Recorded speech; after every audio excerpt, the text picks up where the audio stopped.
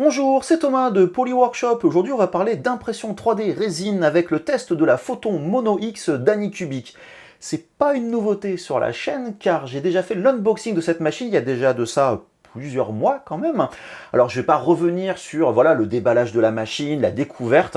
On va résumer un petit peu les choses pour se focaliser dans ce test plutôt sur la qualité d'impression. Finalement, c'est plus et c'est moins. Et j'ai beaucoup de choses à dire. Bref, avant d'attaquer cette partie-là, pour résumer un petit peu les choses, si vous ne connaissez pas bien sûr cette machine et vous n'avez pas vu l'unboxing, je ne vais pas forcément vous dire d'aller vous taper, c'est ici au passage, les 2 heures et quelques de live stream. Donc on est sur une machine entièrement en métal, franchement de bonne qualité point de vue fabrication. On n'a pas l'impression d'être sur une machine low cost, alors que c'est quand même une machine low cost, je précise, même ça peut paraître cher, franchement c'est pas si cher que ça. On est sur un volume d'impression de 192 de large par 120 de profondeur par 245 mm de hauteur. Et là, on est plutôt sur une machine voilà, dans les plus hautes de sa catégorie. Les autres sont plutôt à 200 mm. Et 45 mm de plus en hauteur, franchement, c'est pas négligeable. Moi qui aime bien imprimer en grand, comme vous le voyez sur certaines impressions ici, plusieurs fois ça m'est arrivé où ça ne rentrait pas sur une machine de 200 mm, mais ça rentrait sur la Photon Mono X. Donc voilà, c'est un gros plus. Donc pendant ce test, bien sûr, on va parler de qualité d'impression, c'est quand même un des éléments les plus importants, l'usage un petit peu au quotidien. On va parler aussi d'éléments annexes, on va parler par exemple de plateaux magnétiques que j'ai installés sur ce plateau-là. En fait, j'ai 2 plateaux, tout simplement. J'ai parlé aussi de protection au niveau de l'écran, parler un petit peu de résine et tous ces différents éléments. Je vais aussi parler très brièvement du nettoyage, car entre le moment où j'ai des choses sur la vidéo et en fait quasiment maintenant j'ai reçu une machine pour nettoyer la Wash & Cure Plus. J'ai fait le test aussi qui se trouve ici il n'y a pas si longtemps pour voilà ce complément que je trouve indispensable à ce genre de machine, car le nettoyage, vous allez le voir dans la vidéo, c'est un petit peu galère. Donc voilà, beaucoup de choses à couvrir, plus des trucs un petit peu, on va dire, annexes, mais pas si anodins que ça. Notamment, j'ai parlé du SAV d'Anycubic, à laquelle j'ai été confronté, puis des choses, voilà, un petit peu anecdotiques, comme la fonction Wi-Fi, par exemple, de la machine. Bref, beaucoup de choses à dire. Beaucoup de positifs, mais aussi des points négatifs à prendre en compte. Alors je vous le dis dès maintenant, je vous parle d'une machine qui a déjà plusieurs mois. Et il faut le savoir, c'est que souvent les choses, voilà, on va dire, évoluent au fur et à mesure. Et un des problèmes les plus importants que j'ai eu, c'est pas impossible qu'il ait été réglé maintenant. Mais bref, on va en parler sur la fin. Petit suspense, allez c'est parti pour le test. Comme à l'accoutumée, j'ai imprimé mon modèle de DQ, qui est un petit peu mon benchmark, et j'ai une impression effectivement que c'est très bien passé, mais qui manquait un petit peu de précision sur le détail, qui est souvent un peu le synonyme d'une surexposition. Mais pour un premier modèle, c'était quand même déjà assez sympa. Et j'ai voulu enchaîner ensuite avec la Demon Queen, un vieux modèle, mais que tout le monde me demande. Donc voilà le modèle sur l'Itchy Slicer, vous le voyez, je suis au maximum quasiment du volume pour la Mono X.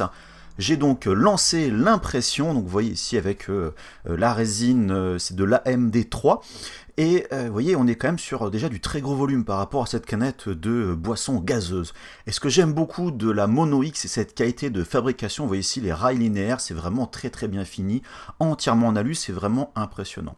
L'impression, elle, terminée de 21h49 minutes, ce qui est quand même très long. Je viendrai par la suite en fait beaucoup plus que ce qu'estimait le slicer. Mais bref, l'impression voilà est terminée. Effectivement, il faut faire attention lorsqu'on sort l'impression au maximum de la taille, car on peut facilement cogner le bac en dessous. Voilà, c'est juste, mais on s'en sort bien. Attention bien sûr aux gouttes qui peuvent couler, que ça ne tombe pas sur votre imprimante. Bien sûr, évitez la résine en dehors du bac. Et là, l'impression, au premier coup d'œil, c'est bien passé. Si vous regardez dans les petits coins, au milieu, il y a des bases qui se sont décollées, mais l'impression elle-même s'est bien passée. Bien sûr, n'oubliez pas de mettre vos gants, c'est indispensable, protégez-vous, ne touchez jamais la résine avec les doigts. Et avec la petite spatule que je viens de montrer, décollez votre impression. Allez-y au fur et à mesure. Alors, les spatules, j'utilise beaucoup ces spatules.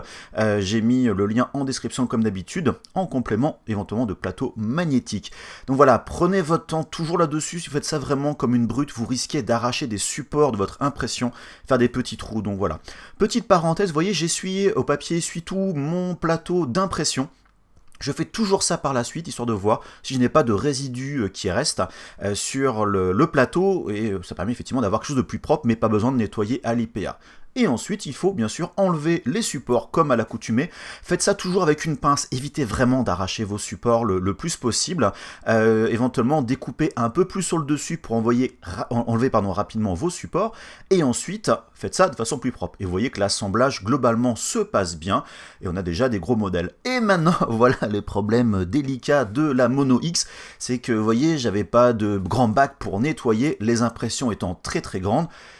Et ben ça pose vite problème. Donc je me suis dit je vais prendre les bacs de ma Form 2, donc qui sont des bacs très très pratiques, et ben même là ça ne rentre pas dedans, c'est franchement pas pratique du tout, c'est vraiment galère. Bref, je viendrai par la suite.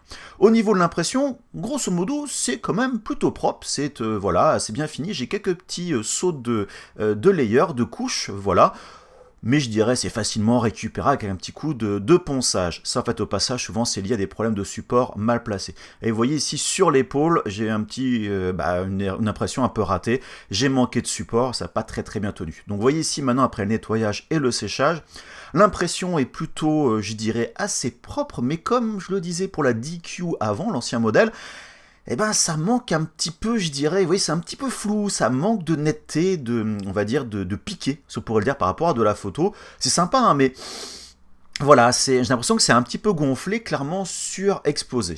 Maintenant, un buste de Loot Studio, pareil, j'ai mis les liens en description, un buste relativement grand, qui est assez large, vous voyez ici les détails. Alors, le petit problème, quand on agrandit les modèles, on peut perdre malheureusement en précision, c'est un peu le souci, ils sont faits pour des petites tailles, donc vous voyez ici, j'ai évidé entièrement le modèle pour gagner vraiment beaucoup en résine.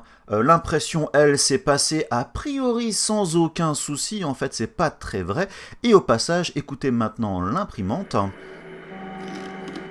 Vous voyez le petit schlock ici que vous avez entendu. À chaque décollement de couche, il va falloir effectivement décoller l'ensemble. Donc ces petits schlocks sont normaux. Mais attention, il faut absolument qu'il y ait des trous pour permettre le passage de la résine et de l'air. À chaque décollement, éviter des effets ventous, surtout quand on évide le modèle. Donc vous voyez ici, l'impression est quand même assez volumineuse. Ça se passe bien, c'est le gros avantage, mais j'ai encore un petit problème de décollement au niveau des bases, au milieu donc de l'impression. Mais ça donc bien sûr, j'y reviendrai par la suite. Alors pour le nettoyage, entre temps j'ai investi dans une machine Wash and Cure. Et ça, c'est vraiment l'outil indispensable maintenant pour vos imprimantes. Vous voyez ici la base, on le voit derrière. Vous avez vu toutes ces bases-là qui se sont décollées. C'est un problème très récurrent. Et des bases qui se décollent, forcément, veut dire une impression qui bouge et on peut baisser en qualité d'impression. Vous voyez toujours le petit problème, décoller. Vos impressions, ça se passe assez bien, franchement, je dirais dans l'ensemble avec une spatule. Le même process, je ne vais pas forcément répéter les choses. Vous voyez, je coupe quand même assez loin, vous voyez, du modèle hein, ici pour enlever les supports. Et en fait, j'enlève le gros des supports avant le nettoyage pour déjà ne pas trop salir l'alcool IPA, mais aussi pour que ça puisse rentrer dans le bac car ces supports prennent quand même beaucoup de place. Par contre, vous voyez, quand c'est les bases comme ça ici, souvent j'arrache à la main car c'est pas forcément très important de faire des petits trous au niveau dessus, mais voilà, donc attention à ça. Donc on a un modèle qui a priori semble plutôt bon, vous voyez, au niveau de l'impression. Maintenant, il faut nettoyer tout ça, j'ai quand même un petit décalage de couches dessus. Et là, dans la Wash and Cure, vous voyez, ça rentre, mais les cornes, ça ne rentre pas du tout. Si vous le mettez ici dans la machine, et voilà. Donc c'est le vrai problème, si vous voulez utiliser une Wash and Cure et faites des grosses impressions, il vous faut absolument le modèle plus et pas le modèle de base, parce que ça ne rentre pas et on ne peut pas nettoyer le modèle.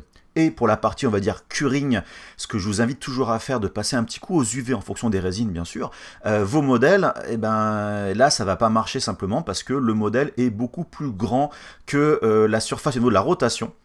Donc il faut le faire effectivement en plusieurs fois, voilà, tourner un petit peu le modèle, et au final on a une impression qui est quand même plutôt pas mal, mais encore ce côté un petit peu flou, qui manque vraiment de piqué, de détails, voilà, d'angles plutôt très bien marqués. Et ça, c'est quelque chose que j'ai vu de façon assez récurrente. Donc vous voyez mes informations de résine, hein, je suis sur l'Amera Lab, c'est du 35 microns. Et là j'ai tenté autre chose cette fois-ci, donc le Busque Charcoal Guide, je crois que je vais mettre le lien en description, il n'est pas encore au téléchargement si je ne me trompe pas. Donc ça c'est un modèle intermédiaire, depuis j'ai enlevé les petites chaînes on va dire que j'ai mises à l'arrière. Donc un modèle assez grand qui pareil, l'avantage c'est que là on imprime en très grand et vous voyez on peut mettre les deux parties, la base et le modèle directement dans l'imprimante. Alors je précise à ce moment là j'ai fait un mix d'imprimante, de résine excusez-moi, j'ai pris de la résine Anycubic, la grise, et avec un peu de pigment pigment noir pour la rendre plus grise, parce que souvent les résines grises sont plutôt bleutées, donc j'aime bien rajouter du pigment noir, ça donne un côté assez sympathique. Et donc vous voyez là par contre quelque chose d'un peu plus propre. Pourquoi? Parce qu'entre temps j'ai baissé l'anti-crénalage de la machine, je suis passé à x2. Et ça je reparlerai pendant la conclusion, il y a des petits problèmes d'anti-crénalage liés au hardware. Et là mon impression était beaucoup mieux, beaucoup plus nette, des détails beaucoup plus marqués. Les choses, voilà, on dit, ah là, ça commence vraiment à devenir relativement sympa. Et je précise sur ce modèle-là, je n'ai plus de problème d'adhérence au niveau du plateau, car j'ai poncé le plateau, mais j'en reparlerai pendant la conclusion. Donc vous voyez toujours du 35 microns, c'est l'intérêt comme ça des imprimantes mono, c'est qu'on peut faire du 35 microns et plus du 50 ou du 100 microns pour un temps d'impression relativement raisonnable. Maintenant, je vais parler voilà, de ce petit accessoire, du plateau magnétique. J'ai acheté ce plateau magnétique sur AliExpress, j'ai mis les liens en description, c'est de Bluetrees, il y en a plusieurs hein, de ces marques-là, voilà, donc il y a une petite encoche, il faut attention à la mettre dans le bon sens, hein, que ce soit par rapport à l'avant du plateau. Il faut simplement décoller, excusez-moi, la partie magnétique. Laissez bien 72 heures que la colle fasse bien effet, car après vous allez la tremper dans de la résine, il y aura peut-être de l'alcool IPA, donc vraiment attention à ça. Alors par contre c'est difficile d'enlever les bulles, hein, donc vraiment faites ça attention, parce qu'on ne peut pas décoller et recoller. Et ce qu'il faudra absolument, c'est dévisser cette petite languette qui va être capable, en fait qui va détecter finalement la position du home, et j'ai mis des petites, vous voyez, rondelles, on peut trouver sur Thingiverse des petits modèles imprimés en 3D, pour décaler la languette, car si vous ne le faites pas, vous ne pourrez pas régler le plateau comme il faut. Ici, vous voyez, la hauteur sera trop importante et on ne pourra pas faire le niveau voilà, du plateau. Donc pour tester, je me suis dit, bah tiens, je vais faire ce modèle de Vegeta, que j'aime bien en taille maximum. Vous voyez ici que je l'ai bien évidé, j'ai fait un trou en bas pour être sûr que la résine circule bien. Vous voyez ici avec une canette à côté en simulation, 240 mm donc de hauteur, 11 heures d'impression, donc un quart de résine voilà là-dessus, un petit time-lapse pour que ça fasse voilà très très joli. Et donc vous voyez le côté plateau magnétique, super pratique, j'ai dû enlever à ce moment-là pendant le nettoyage mon modèle, ça se fait en quelques secondes, c'est super efficace. Un petit coup de curing, et là voilà, j'ai le Vegeta qui apparaît, je dirais, plutôt bien. Je suis très content de l'impression, par contre, voilà, j'ai un petit problème de décollement, je viendrai par la suite là-dessus, car c'était sur un deuxième plateau, j'en parlerai longuement pendant la conclusion. Maintenant, voilà une autre impression juste pour le fun. Je suis un fan de SpaceX.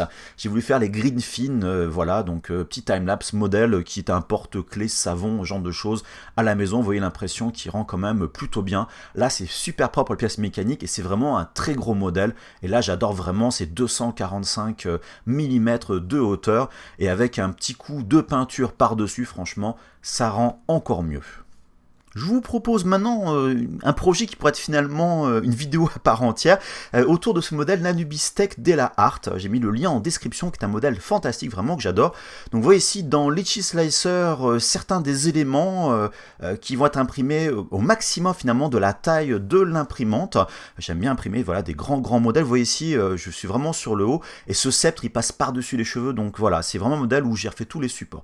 Maintenant je vais parler justement un petit peu de la préparation. Donc vous voyez ici on a le buste en lui-même, qui est quand même, on a pas mal de détails. Attention à bien gérer l'inclinaison de votre modèle, évitez au maximum d'avoir comme ici, vous voyez des parties qui sont à l'horizontale, donnez un angle pour que vos couches pousse, on va dire, de façon progressive. C'est vraiment super important. Et là, pensez bien à regarder vos couches, justement, comment elles vont apparaître, voir où il y a des surplombs. Est-ce qu'il y aura des îlots qui vont apparaître ou non à certains endroits? Est-ce qu'on peut, en changeant l'orientation, limiter justement ces îlots? Qui dit moins d'îlots, dit moins de support. Alors là, j'ai lancé justement la détection des îlots avec Litchi Slicer pour voir justement où il faut obligatoirement mettre des supports. Donc certains endroits, comme ici, les points de départ, on le voyait là très rapidement en dessous, c'était légitime. Par contre, vous voyez ici, cette boucle autour du buste, on a deux petits îlots ici. Est-ce qu'il faut mettre des supports ou pas? Moi, je vous le dis directement, je n'ai pas mis ici de support, car on est sur quelques couches, vous allez le voir ici donc très rapidement, qui apparaissent d'un coup, et donc on est finalement sur que quelques pixels au sein de ces quelques couches avant que ça se connecte au reste. Donc on est sur des couches de 50 microns, et je vous rappelle que les pixels font 50 microns eux aussi. Donc on va être sur des surfaces de même pas 1 millimètre avant que ça se connecte au reste, donc c'est pas mis de support. Là ici pour l'arrière, donc cette espèce de tour de cou, on a aussi des surplombs qui vont apparaître comme ça d'un coup. Alors là j'ai mis des mini supports avec des pointes qui sont relativement fines. Alors pas le 1.10 que vous voyez à l'écran, ça c'est la base, mais finalement vous allez vous rendre compte qu'après c'est pas forcément utile aussi. Et donc là j'ai lancé l'impression donc de mes différents éléments sur la Mono X, couche par couche, donc vous voyez je remplis pas mal mon plateau dessus, une impression qui s'est passée sans aucun souci, avec la résine Anycubic grise, vous voyez c'est nickel, pas de problème d'adhésion au niveau du plateau, je viendrai par la suite. Et là il y a quand même des petits soucis au niveau de certains supports, les plus hauts supports qui ont du mal à tenir, pourquoi? Parce que quand on appuie, en fait ils se balade. J'aurais dû mettre plus de brassing entre les supports pour être sûr qu'il tient bien en place. Alors ça s'est pas vu sur la qualité d'impression, franchement, il n'y a eu aucun impact, mais voilà, on ne prépare pas pareil lorsque c'est en grand que lorsque c'est en petit. Et donc bien sûr la phase de nettoyage ici avec la Wash & Cure Plus, donc je vous ai parlé de la review déjà dès l'introduction, je ne peux plus me passer cette machine là, c'est vraiment le complément indispensable pour ces grandes imprimantes, alors la Mono X ou une Saturn ou voilà la Mighty de chez Frozen, mais il faut vraiment une machine comme ça. Donc vous voyez, l'impression est terminée ici, on a quand même du gros volume qui est quand même franchement là tout aussi propre, et s'ensuit forcément l'étape, comme vous l'avez vu déjà au préalable, de tout enlever au niveau donc de vos impressions. Et vous voyez ici, il peut arriver des fois qu'un reste de support en fait était trop près du modèle, donc il s'est collé, donc attention avec vos pinces coupantes, quand vous enlevez ça, prenez votre temps. Alors au niveau du chien et de la base, vous voyez ce que je trouve vraiment génial, c'est qu'on fait vraiment des grands modèles d'un seul bloc, y compris la base, sur le plateau de la Mono X. C'est vraiment l'intérêt de ces grandes imprimantes, enfin qui sont de taille moyenne finalement maintenant. Au niveau de la résine, l'impression est vraiment nickel. Au niveau du buste, vous voyez ces boucles ici, j'ai pas mis de support, et ben les boucles, il n'y a aucun problème d'impression. Par contre au niveau du tour de cou à l'arrière, et ben on voit ces marques au niveau des mini supports. Et bah des fois ça vaut pas le coup simplement de mettre ces mini supports car finalement ça laisse plus de marques que ça pourrait éviter des problèmes d'impression. La qualité en elle-même elle est vraiment nickel, sachant que c'est de l'anti-aliasing x2, alors vous voyez il y a quand même des petites traces de support sur l'arrière, il va falloir poncer légèrement tout ça, mais franchement il n'y a rien d'impossible, le papier de verre va très bien suffire pour ça. Donc vous voyez l'emboîtement des différents éléments se fait sans aucun souci, bien sûr il faudra enlever les marques de support pour que ça colle mieux. Au niveau des jambes, vous voyez c'est vraiment nickel, c'est imprimé d'un seul bloc, c'est vraiment super lisse. On voit très légèrement avec le reflet l'anti-aliasing, mais en fait même un coup de peinture ça ne se voit quasiment plus, donc vraiment un petit coup de ponçage va faire disparaître ces petits, on va dire, défauts d'impression 3D.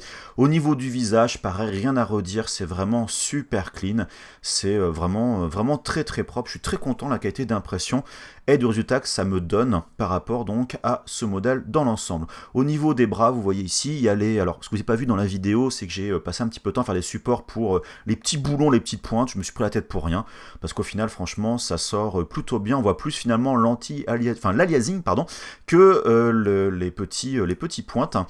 Au niveau du grain, vous voyez ici, le grain rend bien, alors il y a une petite marque à un endroit, enfin bref, rien de bien compliqué. Alors attention aussi, donc vous voyez les petits trous ici pour évider vos modèles. Attention à ça, à bien les boucher. Vous voyez sur le dessous, j'avais un petit peu de reste d'alcool IPA, donc pensez à bien rincer l'intérieur de vos impressions. Et là voilà maintenant le modèle final assemblé avec un petit coup de sous-couche et de vernis satiné. C'est vraiment super beau. Franchement en vrai ça rend mieux que la vidéo. La vidéo finalement on zoome beaucoup plus que nécessaire dessus. Vraiment tous les gens qui l'ont vu l'ont trouvé fait waouh, c'est franchement super beau. Donc voilà, donc un très beau modèle Della-Art. J'en suis très content. D'ailleurs j'aime beaucoup ces modèles. Vous verrez bien sûr dans d'autres vidéos car je les imprime tous. Je ne vous le cache pas. Alors voici un petit exemple de figurine, là cette fois-ci fait avec des supports automatiques avec Litchi Slicer en provenance donc d'Eldritch Foundry qui est une plateforme en ligne pour créer des miniatures. Et pareil, voilà, franchement, l'impression est quand même plutôt super nickel pour des miniatures. Alors là, je précise, c'était avant les petits soucis d'anti-aliasing que je mentionne ici et là. Donc avec un peu trop de surexposition, mais franchement, vraiment très bien. Assez impressionné par le résultat, et en plus par des supports auto, donc franchement, voilà, c'est nickel. Donc là, maintenant, maintenant d'autres modèles, cette fois-ci de Titan Forge miniature. Là, cette fois-ci avec les problèmes d'anti-aliasing, on va dire réglés. Donc c'est vraiment très bien détaillé, c'est vraiment super propre. Les modèles arrivent pré-supportés. Donc en gros, là, j'ai mis sur le plateau, j'ai fait un slicing et j'ai lancé l'impression. Alors il y a des petits supports qui ont un petit peu lâché, c'est au moment où j'ai nettoyé, donc voilà dessus. Mais l'impression s'est fait vraiment sans aucun souci. Donc c'est une bonne machine pour faire bien évidemment des miniatures et pas que des grandes impressions. Petit cadeau bonus, j'ai parlé de protection d'écran, et oui, les protections d'écran, ça peut être utile quand on est débutant notamment, auprès d'un écran monochrome, autant les protéger, donc là, on va parler du montage, alors je précise, ça marche pareil pour la Saturn, donc j'ai reçu ça par les résines 3D, j'ai mis le lien en description, donc dans le kit vous avez la protection d'écran, un film donc de transfert, un film fait pour protéger finalement l'écran, là par contre ça moi, une petite spatule ici permet en fait donc d'étaler, j'ai un petit bout comme ça en silicone, l'installation est très simple en fait, hein. Il suffit simplement d'enlever les parties inutiles de la protection, je dirais, en vinyle, le contour pour garder que, je dirais, l'essentiel, la protection, donc vous voyez ici, que le contour, donc voilà, faut enlever, hein, vraiment, il n'y a rien de compliqué là-dessus.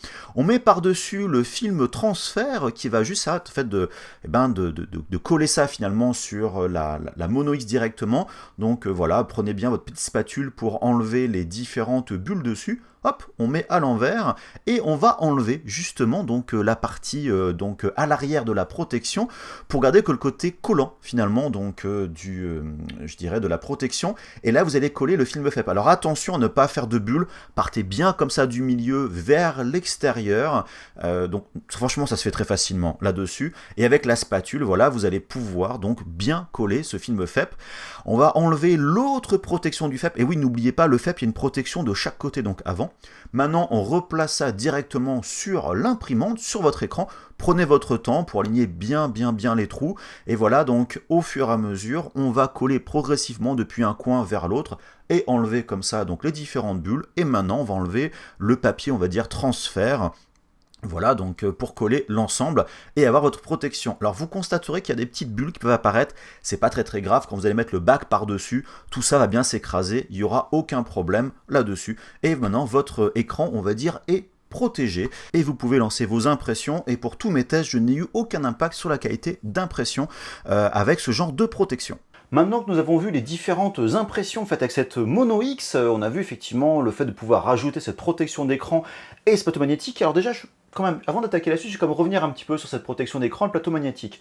Alors, le plateau magnétique, c'est un truc qui est très bien en théorie, qui marche très bien. D'ailleurs, vous l'avez vu pendant le test notamment de la Wash & Cure Plus, ça m'a bien rendu service, mais depuis, je suis revenu un petit peu en arrière. Mais ça ne concerne que ma façon, je dirais, de gérer le nettoyage de l'impression 3D Resin, parce que ça marche franchement très bien, je n'ai rien à reprocher au système. La seule chose, c'est que j'essaie de garder mon environnement de travail le plus propre possible et éviter de souiller le tout avec de la résine, car ça va vraiment partout, c'est vite une galère. Et là en fait on est obligé de prendre les deux mains pour enlever le plateau, tout ça. En fait on en met beaucoup au niveau des gants, et j'essaye, et en fait qui dit en mettre sur les gants dit facilement toucher pas mal de choses, et donc en mettre vraiment partout. C'est un petit peu le défaut de ce système là par rapport à un plateau qu'on va essayer de garder le plus propre possible, en prenant notamment au niveau de la partie qui tient, on va dire, la potence, l'espèce donc de mâchoire, et d'enlever avec moi en fait mes outils, ce qui fait que je me salis très peu les mains, enfin les gants hein, tout simplement, avec un système assez classique. Donc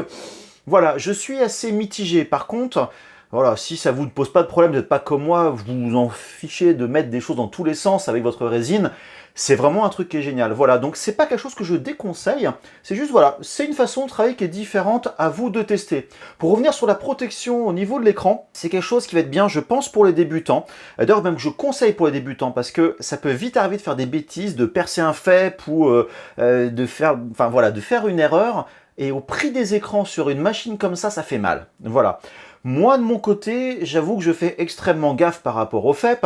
Je vais ne pas hésiter à le remplacer au moins de petits défauts. D'ailleurs, au passage, je ne l'ai pas dit avant, j'ai remplacé donc le FEP d'origine, qui est plutôt de bonne qualité, j'avoue, par un NFEP, hein, donc est un FEP qui adhère moins, tout simplement, qui a une meilleure qualité optique. J'ai pas encore assez de recul dessus, pour l'instant j'ai pas trop vu la différence sur les grandes impressions, vraiment les très gros volumes à voir sur miniature. En fait j'ai fait que 3 impressions depuis que je l'ai, donc j'ai pas encore assez de recul là-dessus. Bref, la protection de l'écran, voilà, moi c'est une couche en plus que je trouve, on va dire, inutile. Donc pour les débutants, c'est quelque chose de bien, il faut bien l'installer, faire attention. Alors les petites bulles, c'est pas très grave finalement, parce qu'avec le plateau, tout ça, les impressions, ça va s'écraser, ça va bouger finalement, c'est qu'un FEP de plus par-dessus votre écran. Donc voilà, il n'y a pas, je dirais, de grosses inquiétudes par rapport à ça. Les gens vraiment pros, bon, on va dire optionnel, voilà, tout simplement. Et donc pour continuer sur les autres fonctionnalités, je n'ai pas parlé avant, j'en parlais en introduction, la fonction Wi-Fi au niveau de la machine. Elle sert strictement à rien. Voilà, enfin si, juste savoir si votre impression elle est terminée à distance, car on ne peut pas envoyer de fichiers via le Wi-Fi, on peut juste monitorer l'impression et ça s'arrête là. Donc bref, franchement, n'achetez pas l'imprimante juste pour le Wi-Fi, on ne peut pas brancher de webcam, il n'y a vraiment rien de tout ça, donc c'est très frustrant ce genre de fonctionnalité. Voilà. Alors un petit point complémentaire, je vais parler de résine aussi. J'en parle pas souvent dans les tests, hein, voilà, j'en parle pas plus que ça. J'ai utilisé beaucoup de résine avec cette machine-là, enfin beaucoup, principalement quand même les mêmes résines. Bien sûr, la résine Anycubic assez classique, qui, voilà, pour le prix, franchement, on la trouve entre 25 euros. Enfin, justement, là, j'ai acheté il y a quelques jours 4 litres à 25, entre 25 et 26 euros le litre. Donc franchement, voilà, on peut la trouver des fois à certains prix assez intéressants. C'est pas acheter sur les promotions, c'est pas la meilleure, c'est pas la pire, elle fait son job, mais quand vous vous lancez sans trop vous ruiner, voilà, ça marche assez bien.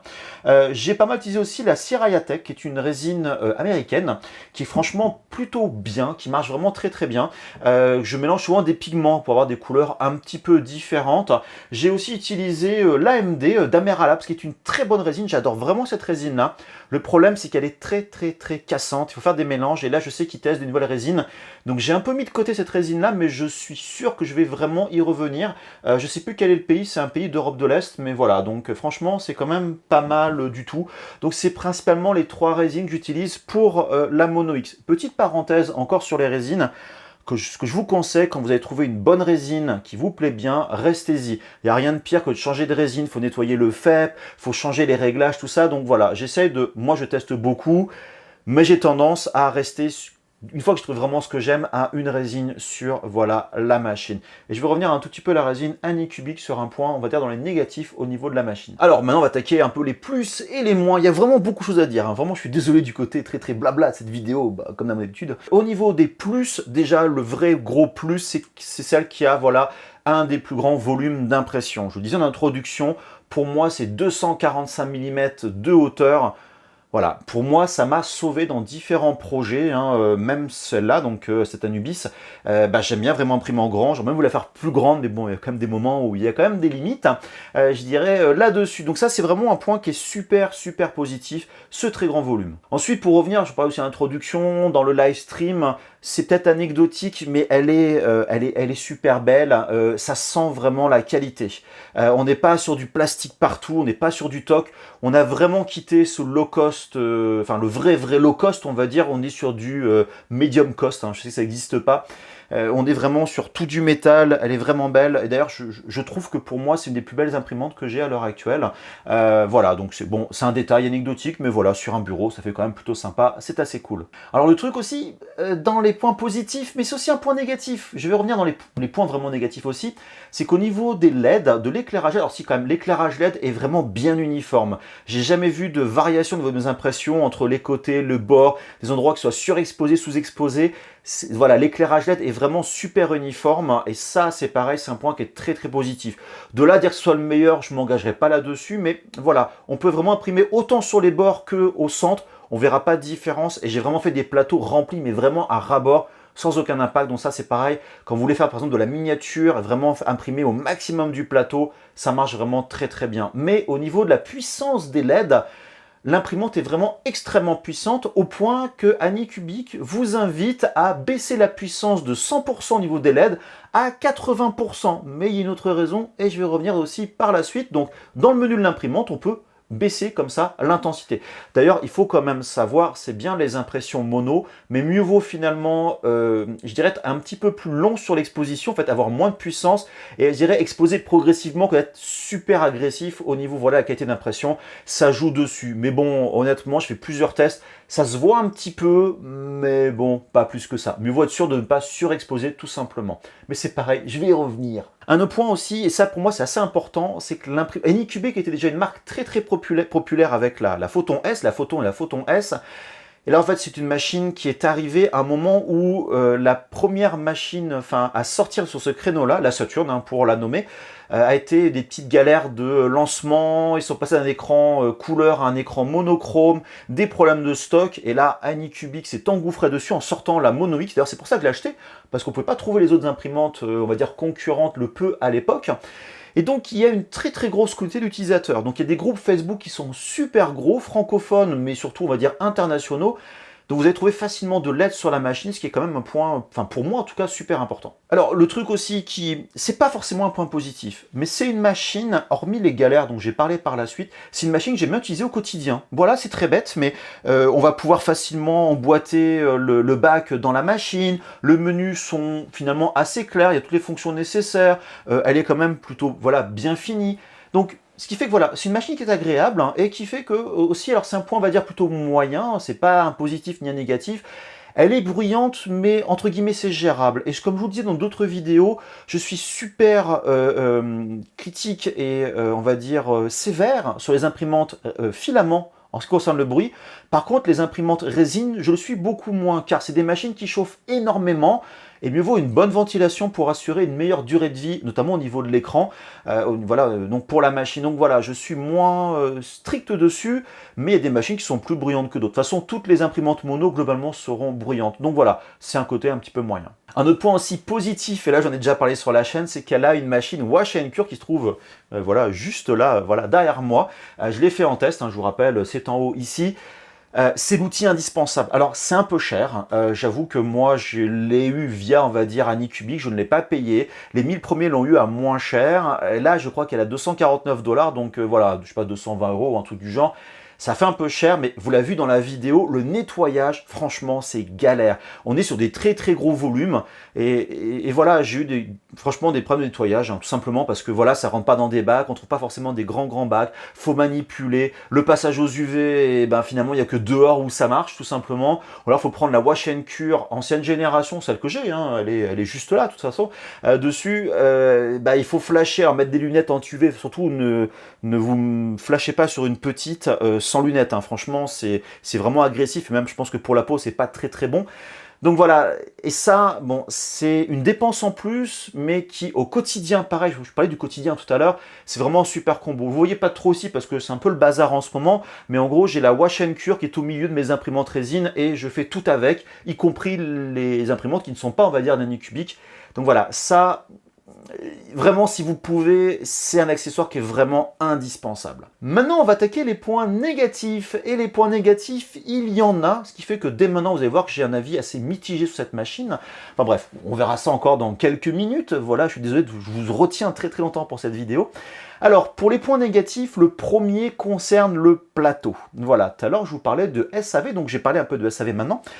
Le plateau dessus, qui est un joli plateau bien fini, qui fait très beau, et ben il n'est pas plan, voilà. Il y a une belle cuvette entre les deux. Et quand je dis une cuvette, on a quand même sur environ 3-4 cm une cuvette qui valait environ à 200, 300, 400 microns. J'avais posé un réglé vraiment dessus, on mettait la lumière derrière, enfin un truc hallucinant. Ce qui fait que j'ai compris pourquoi mes impressions lâché. Et au début, ça m'a pas effleuré l'esprit. Pour moi, le plateau était tellement bien fait que je n'ai pas regardé s'il était vraiment plan ou pas. Et je ne suis pas le seul à avoir ce problème-là. Pour la petite histoire, j'ai un de mes collègues, Philippe, coucou au passage, qui lui avait précommandé la machine. D'ailleurs, truc pas très cool d'Anycubic, j'ai commandé moi en boutique sur AliExpress ma machine, je l'ai reçue avant lui. D'ailleurs, il a dû annuler sa précommande pour la commander comme moi sur AliExpress. Bref, petite parenthèse pas très cool. Donc voilà, et en fait, mes impressions ratées, etc. Voilà, mais des trucs, ça se décollait, des trucs comme ça, je comprenais pas. Je mettais des rafts et ce genre de choses, jusqu'à effectivement, je me rends compte que le plateau était pas plan. Et là, c'était un peu la confirmation des galères. Et c'est un moment où j'ai laissé la machine finalement en rade. Je suis resté pendant quasiment 2 mois, elle a pris la poussière, je ne l'ai pas utilisée. J'ai contacté donc le SAV d'Anycubic qui m'a répondu, mais genre désolé, je mets du temps à vous répondre. Ça faisait même pas 12 heures que j'ai envoyé le message, donc franchement très réactif. Ils m'ont demandé d'envoyer une petite vidéo en mettant justement une règle, enfin un réglé dessus, mettre une lumière derrière. Ce que j'ai envoyé, ils m'ont dit ah oui effectivement, on vous renvoie le plateau. Alors, ça a mis un petit peu de temps parce que le plateau est venu à dos de chameau, hein, de je sais pas où. Enfin bref, il a traversé les océans à la rame. Enfin bref, voilà, ça a mis 4-5 semaines à venir quand même. Et entre-temps, bah, je me suis finalement décidé à poncer ce plateau. Donc celui que vous avez, c'est le plateau d'origine, hein, ici. J'ai pris donc du grain 80 mm, j'ai pris vraiment quelque chose, bah, mon plan de travail dans la cuisine qui est vraiment hyper plan, et papier de verre, et j'ai poncé pendant 1 heure le plateau. Voilà, donc j'ai bouffé plein de papier de verre. Ça marche très très bien, faut juste prendre son temps, puis à la fin vous avez quand même mal au bras parce que j'ai pas de machine pour faire ce truc-là. Faites ça à l'eau, hein, au passage. Et d'ailleurs régulièrement vous mettez une couche de peinture. D'ailleurs c'est quelqu'un qui sur YouTube a mis ça, hein, j'ai rien inventé là-dessus. Une couche de peinture sur le dessus, quand vous poncez, bah, vous allez voir où restent finalement les creux. Et voilà, et donc maintenant j'ai un plateau qui est vraiment, voilà, qui est vraiment qui est plat, qui est plan, qui marche très très bien. Donc le problème a été résolu et j'ai reçu donc le deuxième plateau qui est ici. Et ben, ce plateau était autant en creux que le premier. Mon collègue Philippe a aussi ce problème de plateau, a aussi commandé un deuxième plateau. Je crois que le deuxième par contre était bien pour lui. Donc ça date tout ça. Et là, il y a plein de gens qui ont ce problème-là. Donc je suppose, j'espère qu'Anycubic a corrigé le problème depuis. C'est un problème que moi je leur ai monté forcément au niveau du SAV, mais aussi via mon contact après quand j'ai eu la Wash and Cure. Donc voilà, donc si vous avez des problèmes, vérifiez bien que votre plateau est vraiment super plat. N'hésitez pas si c'est vraiment un petit creux à le poncer légèrement, mais c'est vraiment galère. Contactez le SAV, mais c'est vraiment un tout petit creux. Est-ce qu'ils vont le prendre en compte? Je n'en sais rien. Et donc c'est aussi pour ça que j'ai regardé les plateaux magnétiques, parce que je me suis dit, le plateau magnétique est assez épais, ça allait potentiellement récupérer l'irrégularité. Eh ben pas du tout. Voilà, parce que le côté, on va dire, collant accroche très très bien. Finalement, bah, il garde la même cavité. Et le plateau magnétique aussi, lui, garde cette cavité-là. Vraiment, il s'adapte très très bien au côté magnétique. Donc si votre plateau n'est pas parfait, nickel, d'ajouter un plateau magnétique ne va pas corriger le problème. Donc vraiment attention à ça. Il faut vraiment que votre plateau soit super nickel. Donc voilà, donc ça c'est un truc, c'est le côté dommage. Donc est-ce que c'est encore le cas? Je n'en sais rien. J'ai vu beaucoup de ces problèmes-là au début, j'en vois plus beaucoup maintenant, donc peut-être que le problème est réglé, mais gardez ça en tête. Donc tant que je suis sur le plateau est en forme, on va dire, pyramidale, hein, enfin pyramidale, on va dire, en triangle sur le côté, sur la coupe sur le côté, ce qui fait que la résine est censée couler sur le côté comme ça ici, mais la réalité est que ce n'est pas le cas. On se retrouve avec de la résine qui reste sur le bord, donc voilà. Et là, un plateau comme ça, vous voyez des gens qui font des fois des modes pour mettre le plateau sur le côté. Bah ouais, mais quand vous avez une grosse impression, vous mettez sur le côté, ça coule à côté, et forcément, ça ne marche pas du tout. Voilà. Donc, pas terrible pour le plateau. Autre truc qui est lié au plateau, mais pas qu'au plateau, le plateau est guidé par 2 rails linéaires. Voilà, donc ça c'est super cool, c'est hyper stable, franchement ça bouge pas du tout. Il n'y a pas de décalage de couche lié à un problème d'irrégularité, de hauteur, etc. Franchement ça c'est très très bien fait. Mais l'ensemble ici, il y a une espèce d'équerre, enfin le côté perpendiculaire aux 2 rails linéaires n'était pas à l'équerre. Voilà. Et donc ça je m'en suis pas rendu compte sur le moment. Sachant que bon, on essaye de régler les réglages, on règle le plateau, ce genre de choses. Mais oui, mais il y a un moment, ça marche pas. Pourquoi? Parce que au niveau de l'équerre que vous avez ici, là, sur le dessus, enfin cette espèce, pas d'équerre, pardon, excusez-moi, l'espèce de U, l'espèce de poignée, on va dire, qui va accrocher au niveau donc de la potence, sur laquelle est accrochée la partie mouvante du plateau. Et ben ça sert très très fort. Ce qui fait que quand vous allez serrer l'espèce de mâchoire, on va dire, sur le dessus, eh ben, ça va un peu contrebalancer. Donc si votre équerre derrière, enfin votre l'excroissance de la potence, je ne sais pas comment ça s'appelle, je suis vraiment désolé, eh ben, est pas droite, elle est un peu en biais, ben, le reste, c'est votre plateau va plus s'écraser. Ce qui fait qu'au début, je ne comprenais pas pourquoi.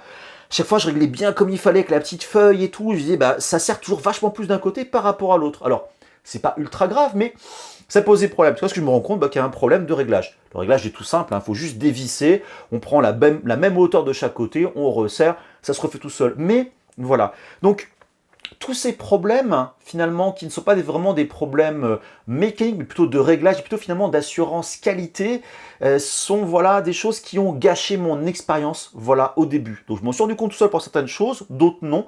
Mais vraiment, attention à ça, voilà, c'est dommage, c'est vraiment dommage par rapport à cette machine qui est si belle d'avoir ces problèmes de plateau. Alors pour rester sur le SAV, j'ai contacté pour une autre chose. Le beau couvercle que vous avez ici, que vous posez à côté en acrylique, donc là, c'est un couvercle de 2e génération. J'avais les couvercles de 1re génération qui étaient partiellement collés.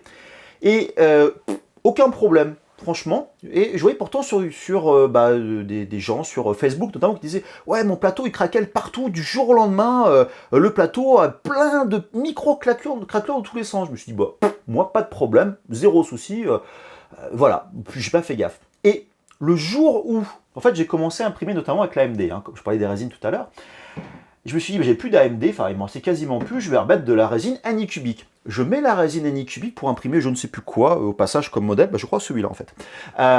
Et dans les 2 heures qu'on suivit, une constellation de micro-craquelures, donc dans le bac ici, enfin le capot, mais vraiment partout. Alors, je vous cache pas, j'ai pas pété un scandale à Anycubic parce que c'est des micro-craquelures, c'est du côté purement esthétique, limite ça peut faire assez joli. Sauf que je lui dis, bon voilà, puis c'est à ce moment-là que je commence à avoir des contacts avec justement Anycubic, là la première fois pour la chaîne YouTube, et je leur explique le problème, ils m'ont dit, ah ouais mais tu veux pas qu'on te le change? Je lui dis, bah oui, mais effectivement, je posais la question, et à la caméra, en fait là vous ne le voyez pas ici parce que c'est derrière, enfin le deuxième capot est en dessous, et ben ça se voit finalement c'est à la caméra que les réflexions aussi ça va pas faire franchement très professionnel. Donc j'ai quand même contacté donc le SAV qui est un service totalement à part, j'explique le truc, on me dit pas de problème, on vous en renvoie un. Sachant que je n'étais pas au courant que j'étais youtubeur donc pour ma chaîne YouTube, et ils m'ont envoyé directement le capot. D'ailleurs, je sais qu'à plein de gens, ils ont envoyé les capots sans aucun problème. Donc c'est pareil, ça a mis 3-4 semaines à arriver, et j'ai donc un deuxième capot qui au passage est exactement le même que celui de la Wash Cure Plus, donc ils sont interchangeables. Voilà. Donc j'avoue que le SAV d'Anycubic, alors il faut parler en anglais hein, au passage, mais vous prenez un outil Google Traduction ou DeepL, ça marche très très bien on va dire pour ce genre d'usage, parce que leur anglais n'est pas forcément super parfait non plus, mais ils ont été super actifs, super arrangeants, et je sais qu'autour de moi, bah, notamment, je parlais tout à l'heure de mon collègue Philippe qui a fait appel aussi à eux, a eu aucun problème avec ça. Et ça, c'est un point qui est ultra positif. Il faut juste savoir que ça peut prendre du temps. Voilà. Mais bref, franchement, ça marche très très bien. Alors, maintenant, l'autre point plus technologique où le bas blesse. Donc c'est une machine où j'ai commencé à imprimer et je me dis, ouais, c'est pas mal, mais c'est bizarre quand même, mes impressions, elles font un peu flou. Elles font, et quand je veux dire flou, ça veut dire elles font surexposer. Je dis pourtant, j'ai baissé la puissance, j'étais sur des couches de 1 seconde, etc. Et puis mon temps d'impression était anormalement long. Alors, je précise un petit point dès maintenant, pour ceux qui utilisent notamment l'Edge Slicer ou un slicer concurrent, je ne parle pas de l'officiel, vous aurez quasiment tout le temps des temps d'impression qui vont être délirants. Simplement parce que l'imprimante, lorsqu'elle imprime, elle a 2 phases, une phase lente et une phase rapide. Et quand elle va redescendre, une phase rapide et une phase lente. Et en fait, on n'a aucune information au niveau du slicer, je parle de moi en tant que mon boulot, hein, sur l'Itchy Slicer, ces algorithmes, on va dire, de calcul. On essaie de monitorer, vous ne pouvez pas savoir le nombre de fois où j'ai filmé l'imprimante, calculé, etc. On n'arrive pas à comprendre quel est vraiment le paramètre. Donc au final, au lieu de mettre n'importe quoi, on a laissé ce qu'on avait par défaut. Ce qui fait que c'est difficile d'estimer le temps d'impression. Et donc, voilà, ces trucs-là, j'ai dit, mais je comprends pas, c'est quand même la qualité, etc. Et à force de chercher, pas que moi, d'autres personnes, j'ai échangé avec pas mal de personnes, on s'est rendu compte, et quand je dis on, c'est la communauté, nous au boulot, tout ça, qu'il y a un gros problème d'anti-crénalage, d'anti-aliasing avec cette machine. Et le problème, il est lié d'un côté au firmware, et a priori, on n'est pas sûr, mais ça c'est une déduction de gens qui font l'électronique, y compris d'ailleurs notre directeur technique qui est très très fort là-dedans.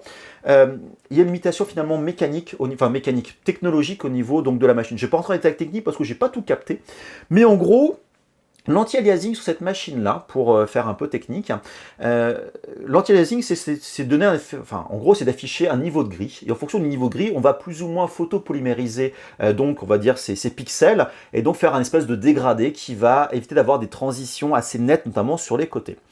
Donc l'anti-aliasing, le truc est assez indispensable maintenant. Le truc est que la Photon Mono X, mais a priori la Photon Mono, la Photon Mono SE, donc toutes les nouvelles générations, le même problème, c'est que l'écran n'affiche pas des images en niveau de gris, elle affiche que des pixels noirs ou blancs. Et donc pour simuler le niveau de gris, en fait elle va pas simuler le niveau de gris, mais elle va afficher d'abord tous les pixels qui vont être à 100% blancs tout le long de la couche, et dès qu'on va faire du gris, donc de ce truc crénalage, ça va afficher ces petits pixels en plus au fur et à mesure, donc beaucoup moins longtemps, parce que il y a une partie d'exposition qui aura déjà été faite, et donc ça va afficher des pixels au fur et à mesure. Le problème, c'est que l'imprimante n'arrive pas à gérer ça dans un temps raisonnable. Il était constaté que si on met l'anti-aliasing x8, donc on va dire le maximum pour la machine, l'imprimante est incapable de mettre le temps d'exposition normal. Par exemple, si vous mettez genre 2 secondes d'exposition, pour afficher l'anti-aliasing, il lui faudra au moins 3 secondes pour le faire.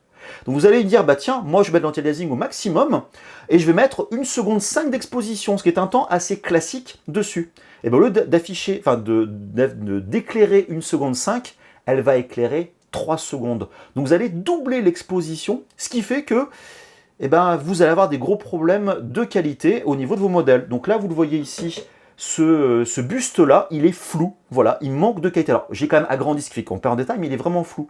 Un autre exemple, un autre exemple. Vous avez donc la Demon Queen, vous l'avez vu assez rapidement, vous la voyez pas ici parce que je ne l'ai pas fini, j'ai des problèmes justement d'impression par rapport à ça.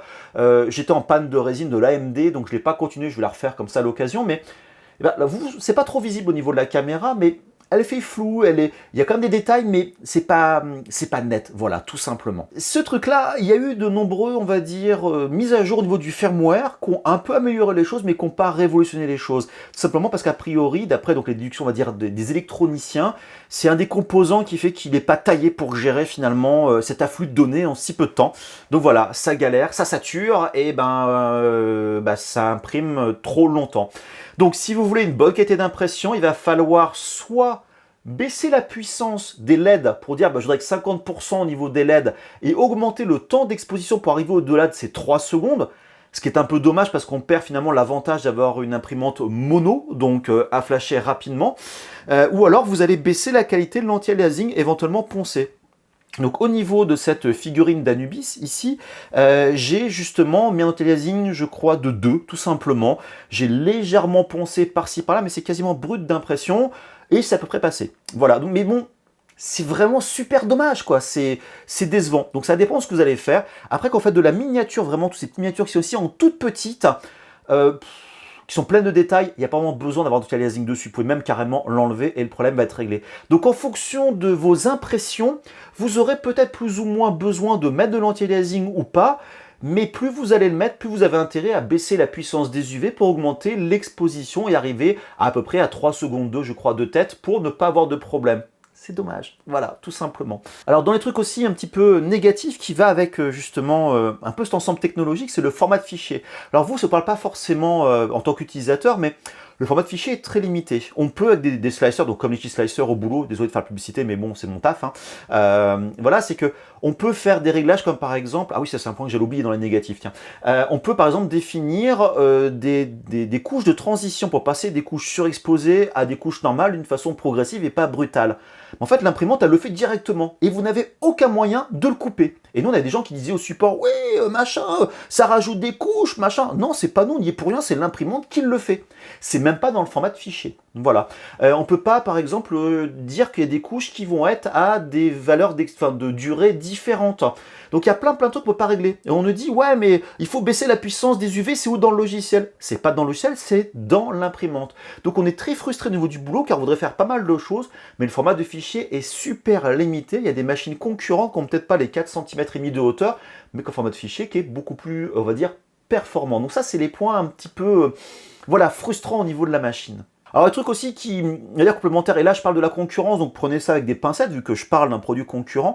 Le slicer qui est fourni avec, donc Photon Slicer, est honnête. Voilà, franchement c'est pas le meilleur, c'est très limité, mais si vraiment vous voulez commencer à vous prendre la tête, vous pouvez le faire dessus. Moi ce que je vous conseille vivement, bien sûr, je veux vendre donc ma cam, passez sur les Slicer, la version gratuite, franchement on supporte l'imprimante, ça marcherait très bien, et vous aurez quand même bien plus de possibilités. Par contre, ne vous fiez pas au temps estimé donc au niveau de l'imprimante, car on n'est pas capable de l'estimer. Comme je disais tout à l'heure, on n'a pas l'information d'algorithme, on va dire, d'estimation du temps. Par contre, vous pouvez dans les paramètres de résine dire telle couche ça prend tant de temps, vraiment la couche en entier. Et là, vous pouvez estimer le temps à la minute. Donc moi, c'est ce que je fais. Franchement, j'ai des temps qui sont, on va dire, top nickel. Voilà. Alors maintenant, on va vraiment finir cette vidéo qui, je suis désolé, vraiment super longue.